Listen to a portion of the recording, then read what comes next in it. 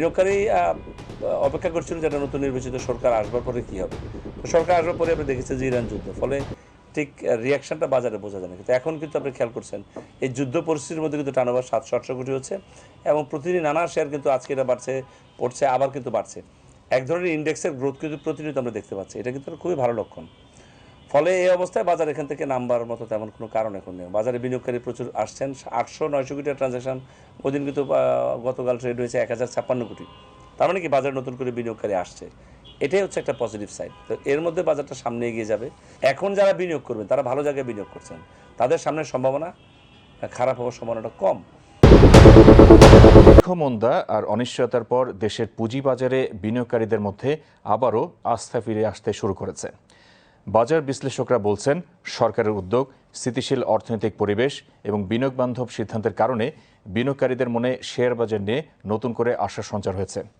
বিশেষজ্ঞরা বলছেন, নির্বাচনের পর বিনিয়োগকারীদের আস্থার সংকট কাটতেই বাজারে গতি সঞ্চারে নানা উদ্যোগ নেওয়া হয়েছে।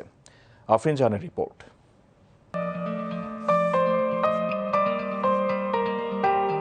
পুঁজিবাজারে বিনিয়োগকারীদের আস্থা ফিরে আসার পেছনে রয়েছে একাধিক কারণ।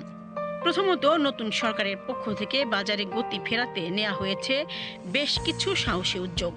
সরকারের বাজার সংস্কারের আশ্বাস বিনিয়োগকারীদের মনে আস্থা তৈরি করেছে।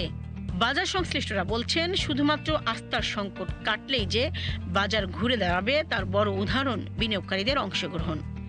রাজনৈতিক অনিশ্চয়তা কাটতেই বাজার ঘুরে দাঁড়িয়েছে, তবে বিনিয়োগকারীদের এই আস্থা টিকিয়ে রাখতে হলে অর্থনৈতিক সংস্কার, সুদহার নীতি, ডলার বাজারের স্থিতি ও প্রাতিষ্ঠানিক বিনিয়োগ বাড়ানোর দিকে সরকারকে নজর দিতে হবে। ফলে একটা অমিত সম্ভাবনার বাজার কিন্তু এখন। চলতি অর্থ বছরের বাজেটেও পুঁজিবাজার বান্ধব পদক্ষেপ নেওয়ার আহ্বান জানিয়েছেন বাজার সংশ্লিষ্টরা। ব্রোকার হাউসগুলোর সঙ্গে কথা বলে জানা গেছে, বাজারে ফিরে আসা আস্থা এখন অনেক স্পষ্ট। আগে যারা আশাহত হয়ে বাজার থেকে মুখ ফিরিয়ে নিয়েছিলেন, তারাও এখন আবার বিনিয়োগে আগ্রহী হচ্ছেন। বিশেষ করে মৌলভিত্তি ভালো কোম্পানির শেয়ার কিনতে আগ্রহ বাড়ছে। স্টক এক্সচেঞ্জ ক্ষেত্র তৈরি করবে, স্টক এক্সচেঞ্জ আইনের পরিপালন করবে, সুশাসনের ব্যবস্থা করবে, ভালো আইপিও রাখবে। বিদেশি বিনিয়োগকারী এমনিতে আকৃষ্ট হবে। যারা বিদেশি বিনিয়োগকারী তারা কিন্তু আমাদের চেয়ে অনেক বুদ্ধিমান, তারা দেখে কোন বাজারে ভবিষ্যৎটা ভালো, তারা সে বাজারে বিনিয়োগ করে। ফলে এখন বিদেশি বিনিয়োগকারী আমরা ডেকে নিয়ে আসবো, বিষয়টা এরকম নয়। আপনি ধরে নিতে পারেন যে বাজারে এমনিতেই ভালো করে বিনিয়োগকারী আসবে। বিএসইসি বলছে, বাজারের এই পরিস্থিতি স্থায়ী করতে হলে দ্রুত কিছু ভালো কোম্পানির শেয়ারকে বাজারে আনতে হবে।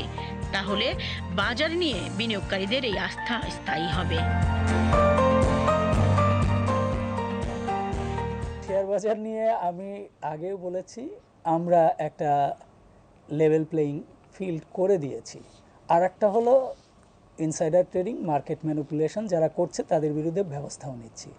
বাজারটা লেভেল প্লেইং রয়েছে, কাজেই সাধারণ বিনিয়োগকারী, একটা হলো গুজব আর একটা হলো যে একদম না জেনে বুঝে বিনিয়োগে আপনি যাবেন না, একটু জেনে বুঝে করেন, বাজারে আপনি তাহলে লোকসান না হওয়া বা ক্ষতিগ্রস্ত না হওয়া, এটা থেকে আপনি কি হতে পারবেন, মানে এড়িয়ে চলতে পারবেন। আর যদি আপনি এইগুলো না দেখেন, গুজবে বা অন্যের কথায় বিনিয়োগ করেন, তাহলে ক্ষতিগ্রস্ত হতেও পারেন। কিন্তু আমরা মনে করি বাজারটা এখন কি আছে, লেভেল প্লেইং রয়েছে, আপনারা বিনিয়োগ করতে পারেন, তবে জেনে বুঝে করতে হবে। বিশেষজ্ঞদের মতে, যদি সরকারের নীতিগত সহায়তা অব্যাহত থাকে, কর কাঠামো আরও সহজ হয় এবং বাজারের স্বচ্ছতা বাড়ে, তবে শেয়ার বাজার আগামী 1-2 বছরের মধ্যেই অর্থনীতির অন্যতম ভিত্তি হিসেবে নিজের জায়গা করে নিতে পারবে।